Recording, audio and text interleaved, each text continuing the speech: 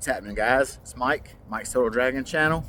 And earlier this morning, I saw, for some reason in my YouTube feed, a handful of videos about people who had submitted their books to CGC, and they were complaining about the grades that they got back. And it reminds me of a story that took place at my LCS, one of the shops here in town. They used to take books in for people and they would send them to CGC for grading. So they would do that for customers as well as for themselves. And I remember now they've gotten out of it. They don't do it anymore because they said it turned into such a headache. But they told me that they sent a bunch of books in for their own books, and they sent them in for screening for 9/8. Well, I want to say they sent in about 20 books, and they said out of the 20, only, I want to say it was around maybe half, we'll go with half, were 9/8 candidates, and they sent the rest of them back. Well, they said for shits and giggles, a couple weeks later, they sent the ones back who were not 9/8 candidates, sent them back in to see what would happen. And out of the ones they sent back that were not initially 9/8 candidates, this time they came back as 9/8 candidates. So that right there just tells you that, you know, a 9/8 is not as much, it's not as set in stone as they would like you to think.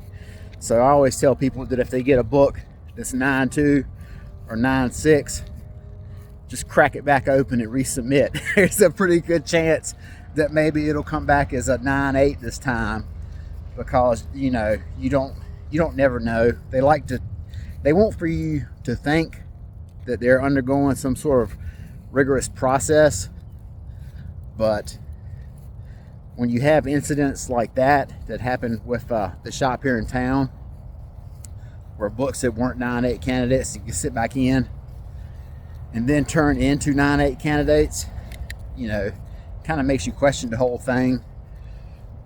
And that's part of the reason why the shop here in town got out of being a CGC hub for grading and sending off, is because stuff like that. They said it was a really big headache. Orders were getting lost. Orders were taking forever to come back.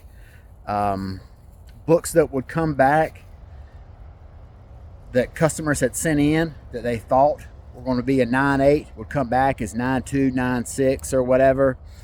And then they were the people who had sent them off would get pissed off at the people at my shop. You know, they would take it out on them that their book wasn't coming back the grade that they thought it was going to be.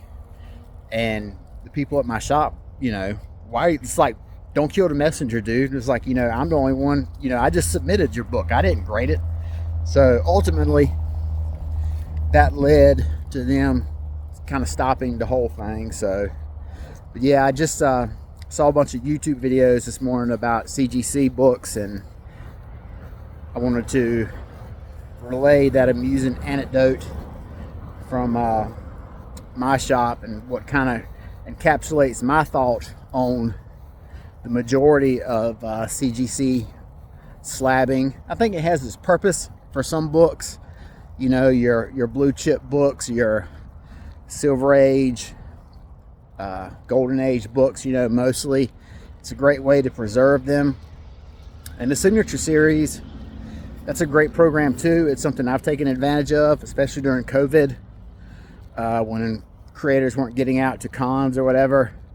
But for the most part, especially in regards to modern books, you know, it's just a waste of time and money. I went to a con, I think it was last year, 2 years ago, and they had tons of small boxes of slabs, and you could get 3 slabs for $50.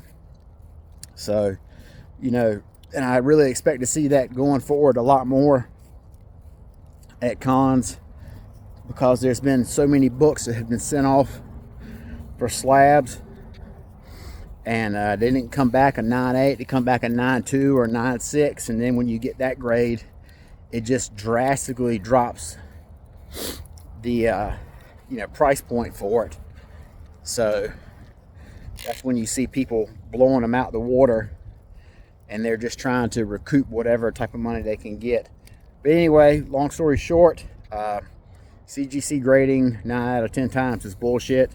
Don't do it. Don't waste your time. Don't waste your money.